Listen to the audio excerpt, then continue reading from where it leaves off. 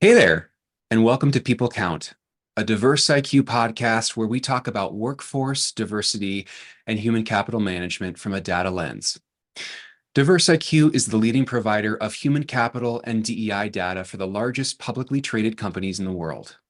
We provide the most comprehensive data set focused on DEI, human capital, and other social factors affecting the materiality of company culture, employee retention, and inclusion. I'm Dan Berlingeri, and today I'm joined by Josh Raymer, the CEO and co-founder of DiversIQ. Josh, how you doing today? Pretty good, Dan. How are you? Good, good. Josh, real quick for our audiences, who are you? What does DiversIQ do, and how do we help our customers? Yeah, thanks, Dan. Like you said, I am the co-founder of DiverseIQ along with Hillary. We founded DiverseIQ in early 2021 with the idea of helping stakeholders make better data-informed decisions about human capital and DEI. So that could be an HR manager or a DEI leader that wants to figure out how to build a better recruiting pipeline and understand who's doing really well. What are some case studies, best practices, some benchmarks to help understand where they are and how to get better. Investors that want to use this information to push companies to do better, to be more transparent, to change their ways, or to use this information to help them make investment decisions, build products, help their customers invest their values, or large professional services firms that want to use this data to help their clients benchmark and build programs. Those are some examples of our stakeholders we're trying to help. Some Today we're going to be talking about proxy season. Josh, what is proxy season? For some of our listeners, most of them might already know, they're probably in the thick of it, but for those who don't, what is it? Yeah, so almost every large publicly traded company in the U.S. has to have an annual meeting, and during that annual meeting, they talk about the state of the business, and there's also at least a handful of shareholder proposals that people who own shares in the company get to vote on. It's almost always several of the board members or the entire board is up for reelection. Usually they'll have to vote on whether to retain or have a new auditor. And there's usually some vote around approving a compensation package. But shareholders can propose a lot of other items on the agenda, such as we want this company to stop using single-use plastics, or we want them to disclose their political expenditures, or we want them to be much more transparent about their workforce representation, retention, and hiring data. So it's a chance for everyone who owns at least one share in a company to actually vote and have a say in what they think the company should or should not do. Excellent. Excellent. And where does a proxy statement come into that? I understand that's one of the biggest data documentation and bits of disclosure that we do capture and collate. Is that right? Yeah, so every company used to hold an in-person annual meeting, and every shareholder, everyone who owned a share, was allowed to go to the meeting and actually vote at the meeting on these proposals.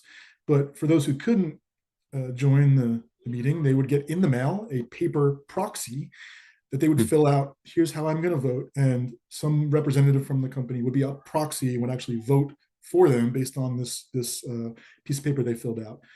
Now it's much more digital, so you can go online and fill out your proxy. You can do it over the phone. You can join a lot of these now virtual shareholder meetings and vote directly during the meeting.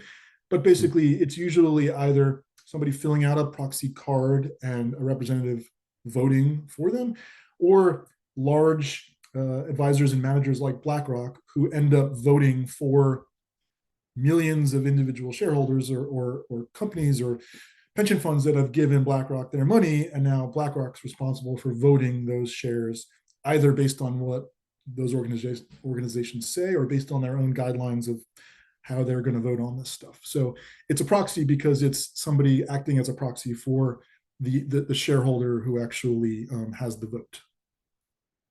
Excellent. You're looking at these proxy statements every single day, oftentimes late into the night. It's a very busy time of year. Uh, what are you noticing about this space to date? What's different about this proxy season than previous proxy seasons? Well, it's been an evolution over the last four years, really. Looking just at a proxy through a human capital and DEI lens.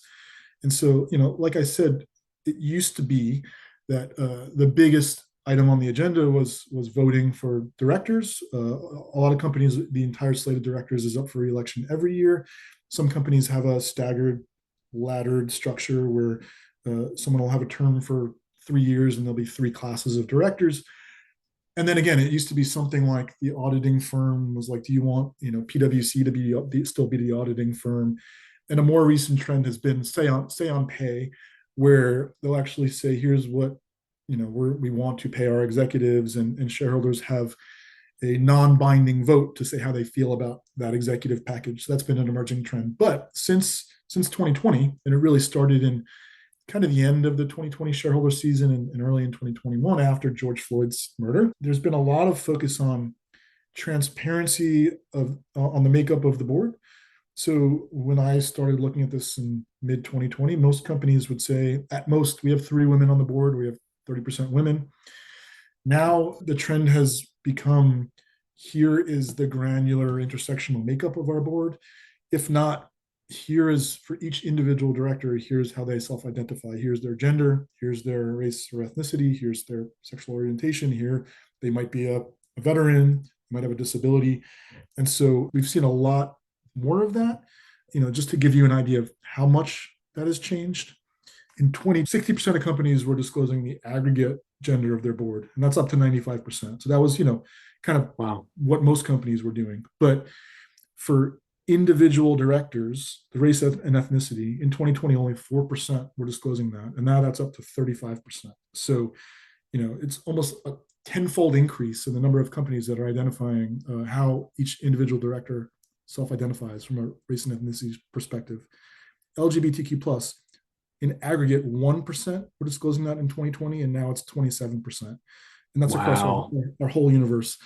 And just to give you another sense of this, we have a transparency score where we measure what companies are disclosing about board director characteristics, and it's out of 100.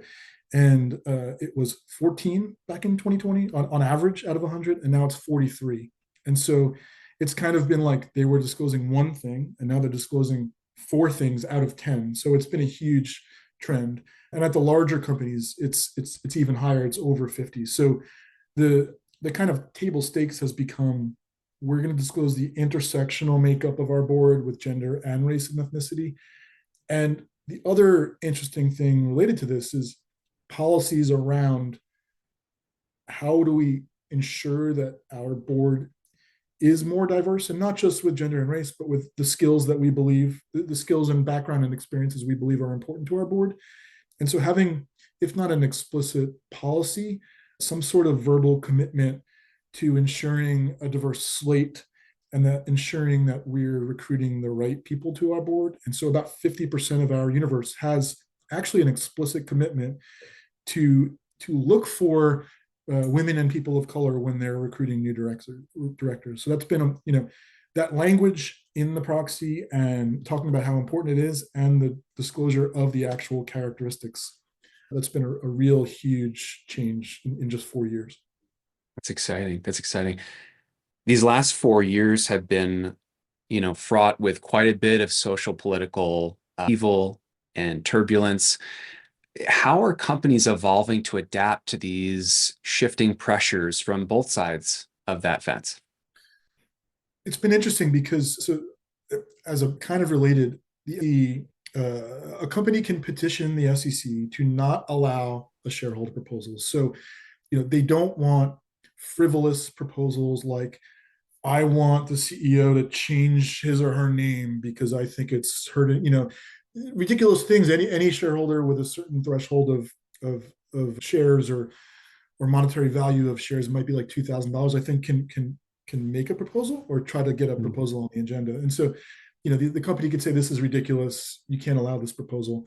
And the SEC used to, most of the time, side with the company and allow them to exclude proposals. As an example, proposals to disclose EEO1 data, the intersectional workforce representation data, that's now become kind of ubiquitous for companies to disclose. Companies like Walmart, only 4 or 5 years ago, said to the SEC, this is not financially material, or this is proprietary information, or they would use different arguments, but like we we don't think this should be voted on. And the SEC oftentimes would not even allow shareholders to vote on it.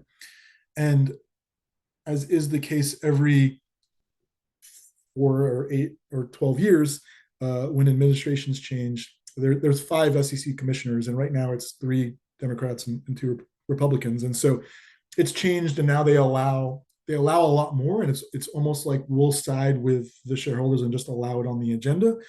And so it's been interesting to see the different types of proposals that have emerged, and some of them, just you wouldn't have seen it before because a company might not think it's material. And I mentioned a few of those. It might be like the plastics or the political spending, but also we've seen kind of stealth proposals emerge, like this. Essentially, this company is discriminating against white men, and we think an audit should be done to look at their policies and practices. And so I think companies have seen a lot of pressure from big stakeholders, and that's led to a lot more transparency into workforce demographics and metrics around their workforce and HCM. I think a lot of it has also come from their employees. The younger generation really values that transparency, and diversity, equity, and inclusion has become something very important that companies need to show that you want to work here, you're going to feel included, you're going to feel like you're a part of something. And so that's, it's been kind of in response to socio-political pressure and pressure from stakeholders. But now with the anti-ESG and anti-DEI backlash, they're feeling the pressure from the other side. And some of them are realizing they have to at least tone down the messaging so that it doesn't get noticed or criticized, or they're being sued or brought in front of Congress. But also, I think that it's leading them to step back and say, why are we doing this? What's our objective? How do we measure success? And how do we, maybe some things we tried are not the right things. They're not working. They're not leading to the outcomes we expected. And so, in the proxy, that might be companies were tying incentive compensation for their executives to ESG factors in response to some stakeholder pressure or outreach. And now they're realizing it just doesn't make sense, especially for executives that have no control over those things, or it's not really helping them do their job better. It doesn't make sense. So I think we're seeing, some rational arguments among stakeholders about what's right and what's not. And then there's some what I would call ridiculous arguments, as an example, states saying it's illegal to incorporate any of this information into your decision making, and you could go to jail for 20 years if you incorporate ESG factors. Sure. Right. Any other unusual findings that you're seeing this year?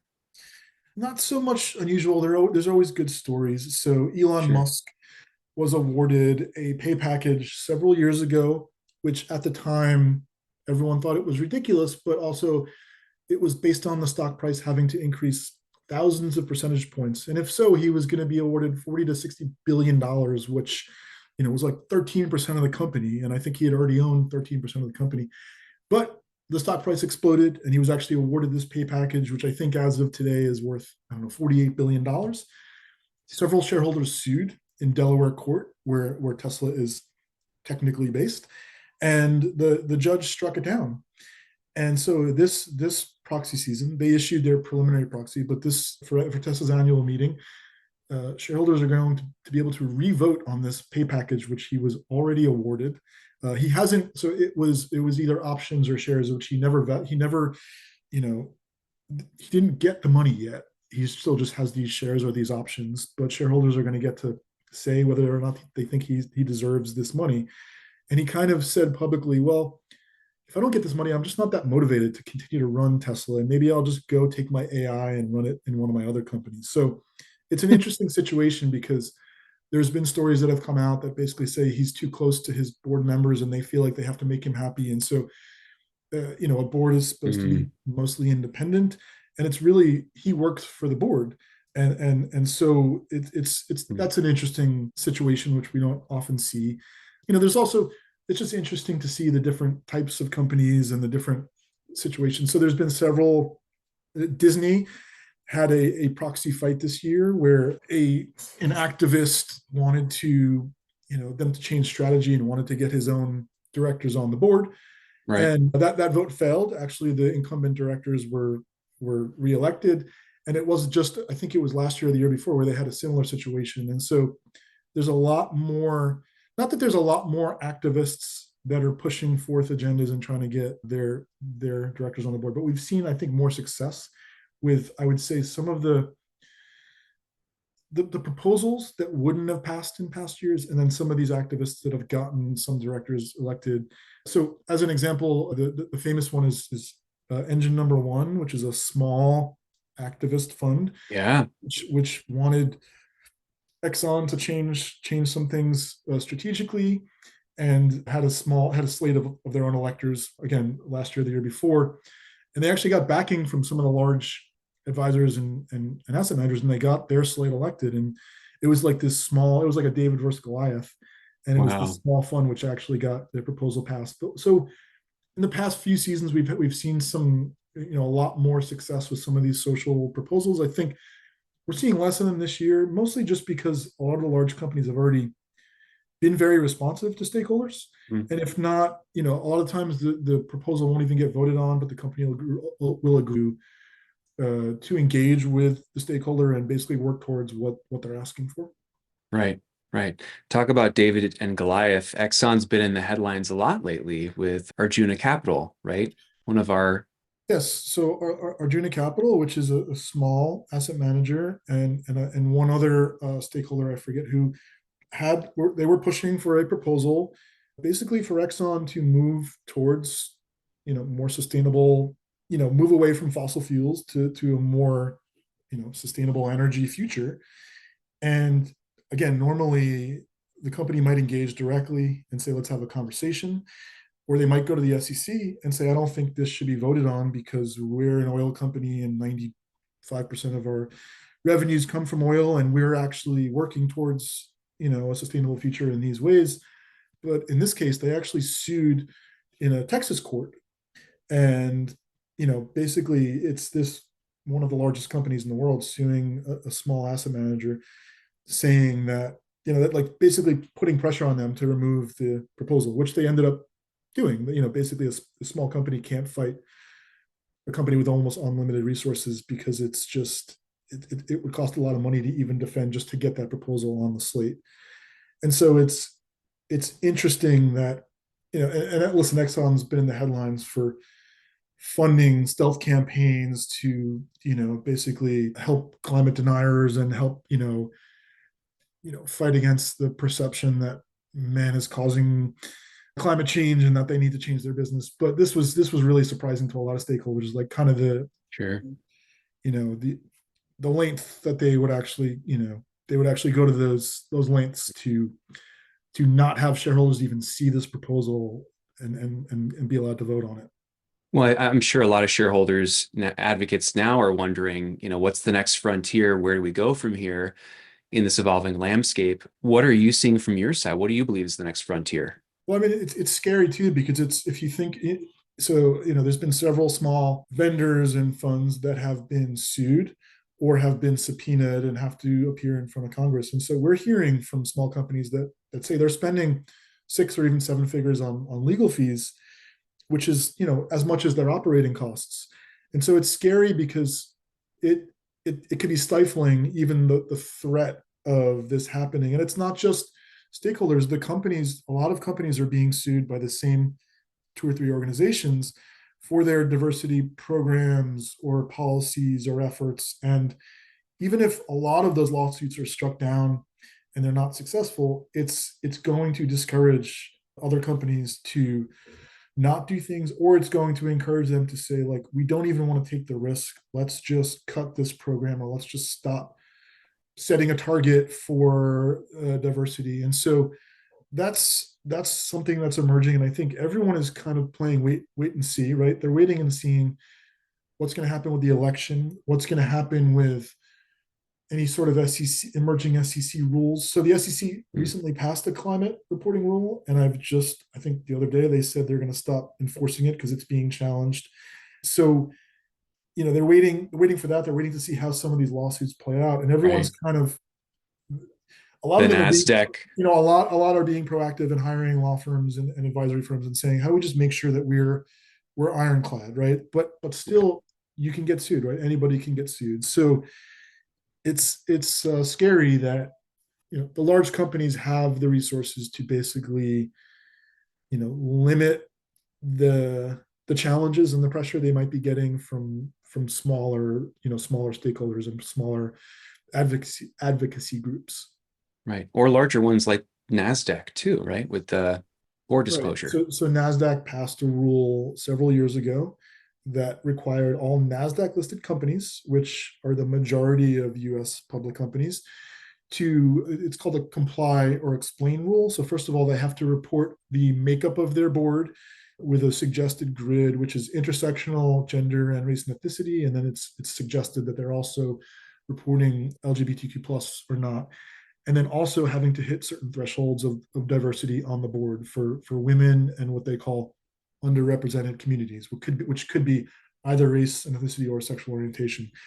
And the rule has been challenged in court several times, Hmm. and it's still being challenged. There's been several similar bills passed in California, one of which was successfully struck down, and one of which is still being challenged in court. But the interesting thing is, the ball is rolling downhill there. What we're seeing is that even so far with this flood of ESG and DEI reporting in just the last couple of months, companies are changing the names of things. They're changing how they communicate information, but under the hood, they continue to be more transparent, more granular, and also keep talking about why this is important for their company to both report this information and measure the changes in their representation, and also tying it back to why this is important for their company. One, it's a competitive advantage to help attract and retain a great workforce and be able to compete with their peers. Two, it's really important for employees to feel like their company, they know what's going on at the company, they're being included, they're a part of something, but also tying a lot of these metrics to performance. And it might not be financial performance, but for every company, if they can retain great people and promote them from within, they don't have to spend on hiring and training new people. And so for certain industries, that's really important, and they can show the Right. ROI of that. For some industries, there might be different metrics around safety and injury data, and basically they have policies and people in place that are more productive. They have less days out of the office because they're not getting hurt, and there's less of a risk of those people working in the factory because it's safer and more modern equipment. And so each company and each industry is different. A restaurant uh, chain that has mostly part-time hourly workers, which might be younger and they have higher turnover, it's going to look very different from a technology firm that has more, better educated people, and they're competing, for different sorts of talent. But everyone needs this information to help them understand, how are we doing?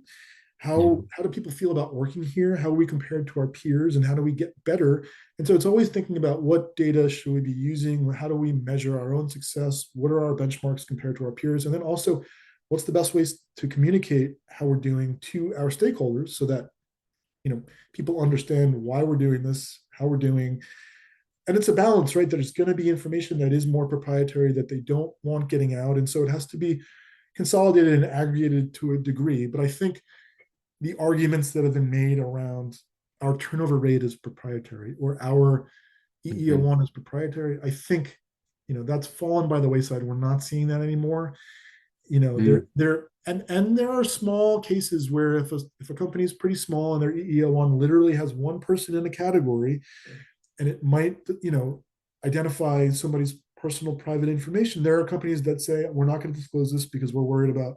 And that's okay. And it's okay if a company says, three of our directors decided not to self-identify because they don't want to disclose that information publicly. That's okay too. Mhm. But Mhm. I think we're seeing that in a lot of cases, companies are saying, well, how bad can we look? Because everyone else's data is out there already, and like, we're bad, but so is everybody else. Or just we just have to get it out there. And the in class companies are saying, hey, we're not doing great, but it's important. We feel like it's important to get better. Here's our plan to get there, and here's how it's going to help us.